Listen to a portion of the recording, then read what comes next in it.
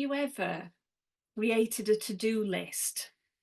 So written down everything that you want to do today and then looked at it and just thought, I don't even know where to start. It's something that I've struggled with many, many times over the years. And I know from speaking to lots of women about anxiety and confidence and things that overwhelm is probably one of the most things that people talk to me about, that they feel swamped with everything that needs to be done and they just don't know where to start with it. And then it creates that vicious cycle, and doesn't it? Because certainly for myself, the more overwhelmed I feel, the less I do, because then I just go, oh, and it's almost like my head explodes and I just think, I don't know. And I end up doing nothing. And I found myself in here, my office, kind of shuffling papers around and looking at my list, thinking, oh my God, and then doing something else and actually not doing anything. And of course, you're thinking, oh no, I need to be working because I've got a lot to do. And then it's like, but I don't know where to start. And then you do nothing. And there you go. You're on that cycle. And we're all busy, aren't we? That's the thing. We all wear, I talk about different hats that we wear, like for myself, I'm a mum, I'm a wife, we've got pets, I've got a house that I look after, I work, I've got 3 businesses, so we're busy, aren't we? Let alone, the things outside the house. I'm also a daughter and a family member and friend, so we're just busy, aren't we? And we're busy trying to be all the things for other people as well as the actual practical things that we need to do. And sometimes it can just feel too much and it can just really get on top of us, and it has a really, really negative effect on our mental health, on our confidence, and on our self-esteem. So if you've ever felt like that, then this video is for you today. And I hope that this video is really going to help you. And like I say, this is a conversation that I have with women all the time. One of the most common phrases I hear is, Anne, I don't know where to start. I've got so much to do. I don't know where to start. And so I'm going to give you 5 practical strategies to break the cycle and reclaim your peace of mind. How amazing does that sound?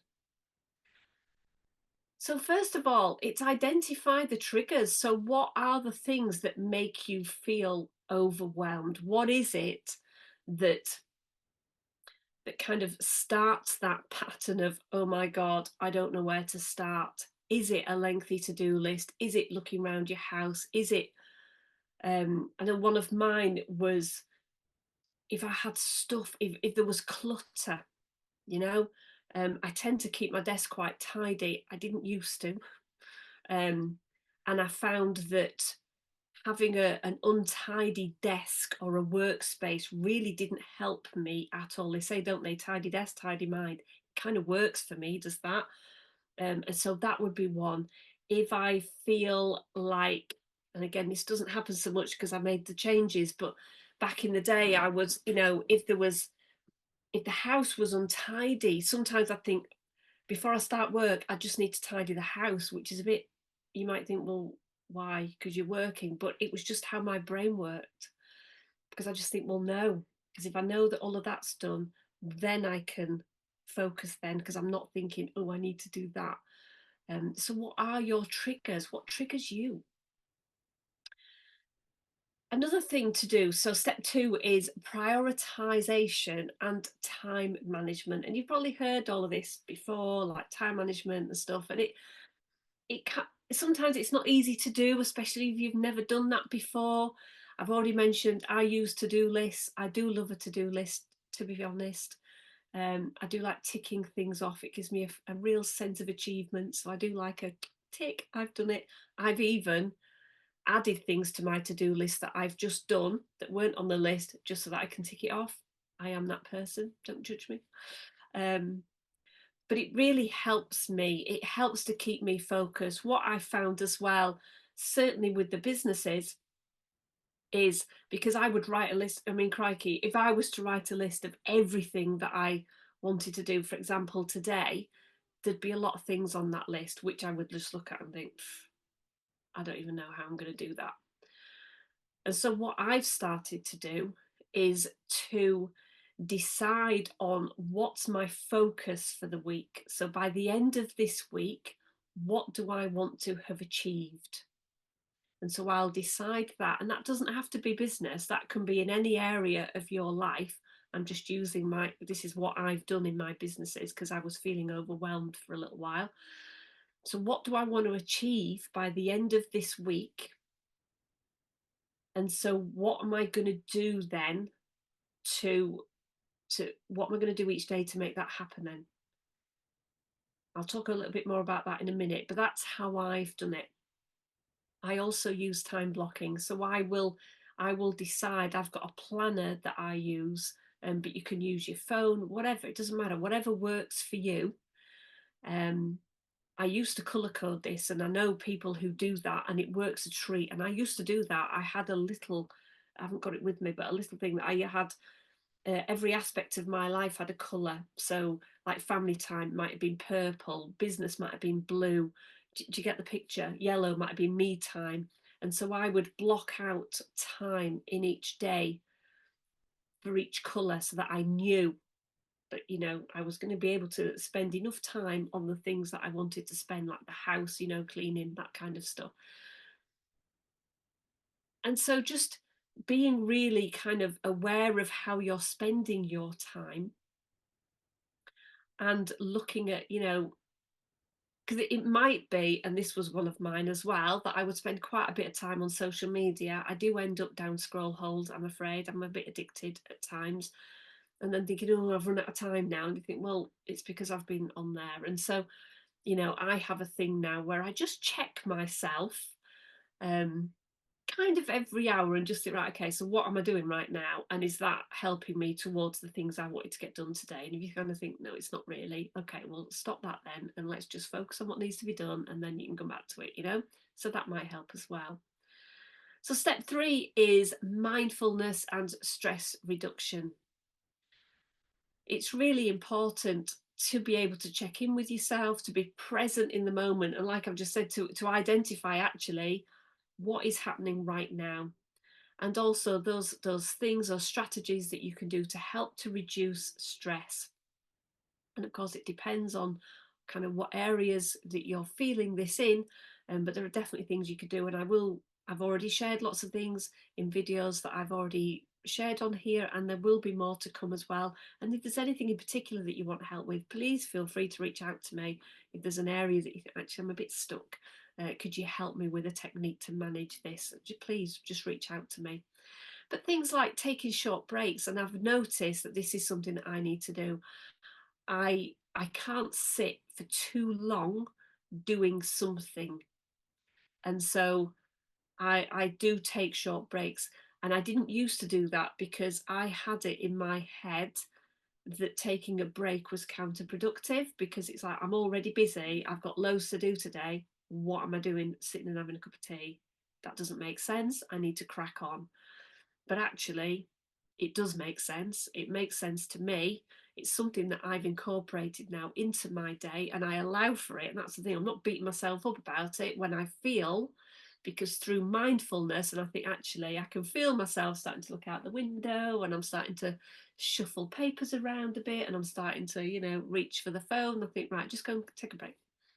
And if the weather's nice, I might just go out in the garden, take the dogs out, have a walk around the garden, or I might do a meditation, you know, make a cup of tea, or just sit somewhere, you know, or have a conversation with Chloe or with Stuart, but just take a break, take myself out of here. And this applies whether you're doing housework or whatever. Just take a break. If you find yourself getting distracted and perhaps not really doing what you were meant to be doing, then just take a break, because you will come back to it feeling more energized, refocused, and there you go, and more productive.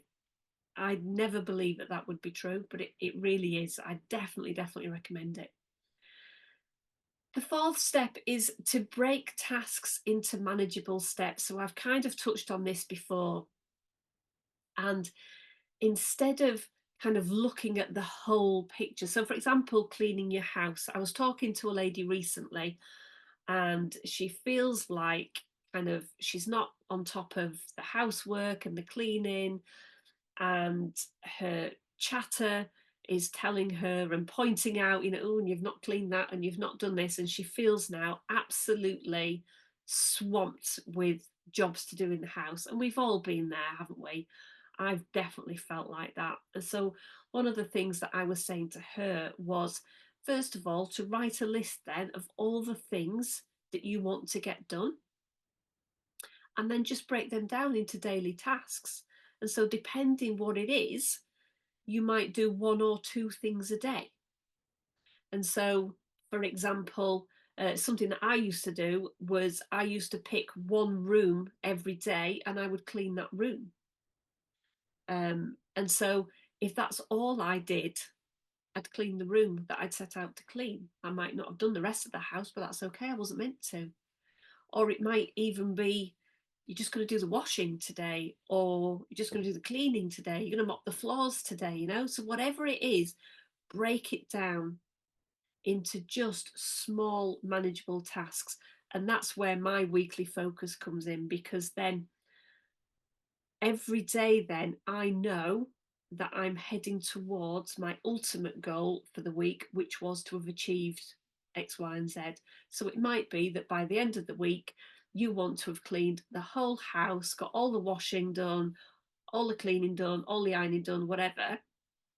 So instead of thinking, oh my God, I need to do all of that today, it's like, well, you could just chip away at it and do a little bit each day. By the end of the week, it has all been done. And then my final step is about delegation and support. Who can you ask to help you with these things? Maybe you're in a position where, if you're really busy with work or with business, that perhaps getting a cleaner in would really help you, because it would just take that pressure off you. I had a friend years ago who used to do ironing for people. She loved ironing, and loads of people. She was always busy because there were people who were just busy or hated it. It was one of those jobs. It's like, oh my God, I've got the ironing to do. So she would do it for them, and it was worth it for them because they didn't have to do the ironing. So are there jobs like that that you could do? Getting a window cleaner saves you having to sort the windows out. Somebody that will come and help you do the garden. Or are there other family members? Or, for example, in this house now, we all kind of muck in together. And because Chloe is now coming up to 16, she helps me with the cleaning. It's part of her responsibilities. And so I think my personal view is that it really helps her to start taking responsibility for some things. And also it helps me out because I'm busy, and so she does the dusting, which is amazing. And so I hope these five steps, I guess, really, really help you. These 5 practical strategies to help just break that cycle of overwhelm. And I'd love to hear how you get on, how you're finding it. Has it worked for you? Have you found other ways of helping yourself through overwhelm? I'd love to hear. Please share in the comments. And as always, I would really appreciate it to help me spread the word. So if you could like and subscribe to this channel, that would be amazing. And share this video with anybody that you think might really find it useful today. So thank you for watching. It's great to have you here, and I'll see you on the next video.